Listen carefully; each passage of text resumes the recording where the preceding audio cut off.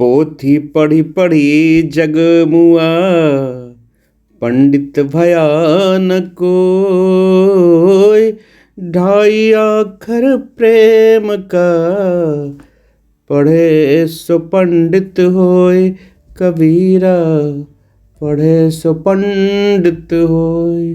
मित्रों, संत कबीरदास जी कहते हैं कि संसार में बहुत से लोग पोथी पुस्तकों को पढ़ने में लगे रहे। ऐसा करते हुए वे मृत्यु के द्वार तक पहुंच गए, परंतु वास्तव में कोई पंडित न हो सका। पंडित बनने के लिए तो केवल ढाई अक्षर के शब्द प्रेम को ठीक प्रकार से जानने की जरूरत है। जिसने इस ढाई अक्षर को जान लिया वह पंडित हो गया।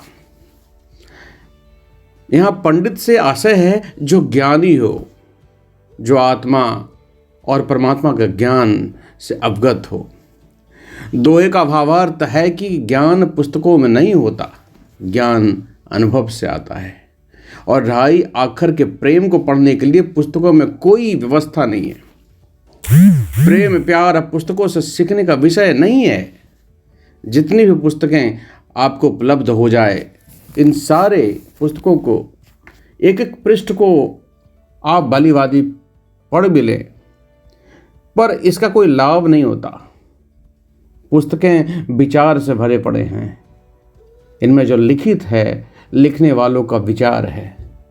पुस्तकों को पढ़ने से आपके मस्तिष्क में उन विचारों का संग्रह हो जाता है, पर कुछ भी प्राप्त नहीं होता।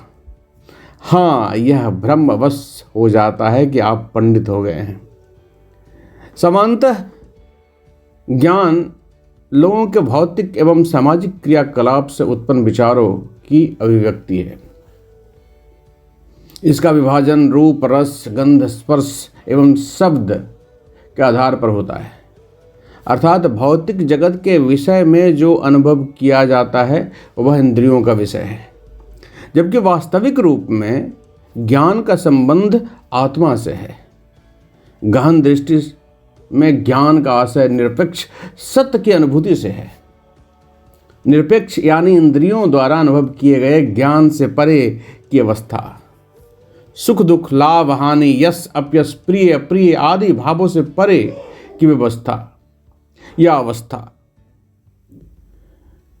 देखिए, ओशो के शब्दों में अगर कहें तो कबीर के लिए पांडित्य की परिभाषा ज्ञान की परिभाषा है, जिसने प्रेम के ढाई अक्षर पढ़ लिए हैं। और प्रेम के ढाई अक्षर को पढ़ने के उपाय पोथी में नहीं है, जीवन के पोथी में पढ़ना पड़ेगा। जीवन के विद्यालय में ही पढ़ना पड़ेगा। प्रेम के ढाई अक्षर को ओशो परिभाषित करते हैं और वो कहते हैं कि प्रेम कभी पूरा नहीं होता। जब कोई व्यक्ति प्रेम में पड़ता है तो वहाँ ढाई अक्षर प्रेम के होते हैं। एक अक्षर करने वाला, दूसरा अक्षर पाने वाला, और तीसरा जो आधा है, अज्ञात है, उसे कबीर आधा कहते हैं। आधा का कारण है प्रेम कभी पूरा नहीं हो सकता। यह इतना भी हो जाए या जितना भी हो जाए अधूरा ही रहता है। ओशो कहते हैं परमात्मा के अनूठे ढंग हैं, वह वेद भेद की फिक्र नहीं करता। तुम कितना वेद जानते हो इसकी चिंता नहीं करता। तुम्हारे भीतर कितना प्रेम है वहाँ उतर जाता है। परमात्मा प्रेम का भूखा है, ज्ञान का नहीं। श्री श्री रविशंकर कहते हैं ज्ञान एक बोझ है, यदि यह आपकी सादगी छीन लेता है। ज्ञान पीड़ा है यदि आप इसे जीवन में नहीं उतारते हैं। ज्ञान बोझ है यदि यह आनंद नहीं लाता है। ज्ञान एक बोझ है यदि यह आपको मुक्त नहीं करता।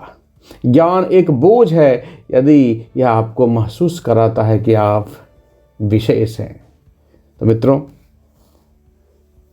संत कबीरदास जी का यह दोहा बहुत ही गूढ़ और अपार ज्ञान से भरा पड़ा है।